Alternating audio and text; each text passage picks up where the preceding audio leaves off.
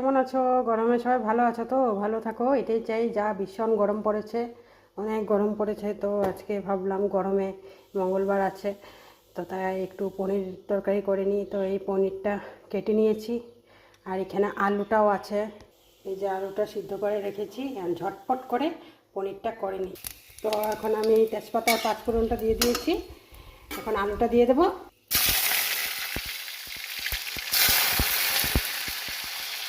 আলুটা ছেড়ে দিয়ে, তো দেখো আলুটা দিয়ে দিয়েছি, এখন একটু নাড়াচাড়া করে নিচ্ছি, একটু হালকা হালকা ব্রাউন করবো আলুটাকে। তারপর আমি মশলা দিয়ে পনিরটা দিয়ে দেবো। তো দেখো মশলা আমি যা যা দেওয়ার ছিল দিয়ে, হলুদ গুঁড়ো, লঙ্কা গুঁড়ো, জিরে গুঁড়ো, আদা পেস্ট দিয়ে দিয়েছি, নুন, কাশ্মীরি লঙ্কা সব দিয়ে দিয়েছি। টমেটো দেবো না, কেন কি শুধু এমনি পাতলা ঝোল করবো পনিরে। তো এখন আমার মশলাটা কষানো হয়ে গেছে, এখন আমি ওর মধ্যে পনিরটা দিয়ে দেবো।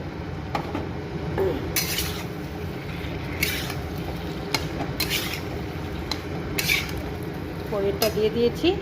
তো দেখো আমি পনিরটা দিয়ে দিয়েছি। আচ্ছা, আর একটা কথা, আমি পনিরটা ভাজিনি, কেন কি ভেজে নিলে পনিরটা ভালো লাগে না খেতে, আর কেউ ভালোবাসে না বাড়িতে। তো তাই এই পনিরটাকে আমি কাঁচা অবস্থাতেই দিয়ে দিয়েছি। যে যার মতন করে বানায়, কোনো কোনো সময় আমি ভেজেও বানাই, বাট এখন তো আমি শুধু কাঁচাই দিয়েছি। কাঁচাটা খেতেই বেশি টেস্টি লাগে।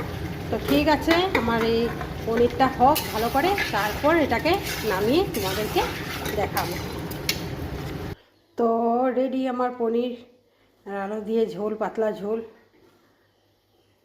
তো আজকে শুধু পনির আলু দিয়ে পাতলা ঝোল করেছি, আর ডাল, আর এদিকে শুক্তো করেছি স্কোয়াশ দিয়ে, আলু দিয়ে, বড়ি দিয়ে, ঝিকা দিয়ে, আর চাল কুমড়ো দিয়ে একটা পাতলা শুক্তো করেছি।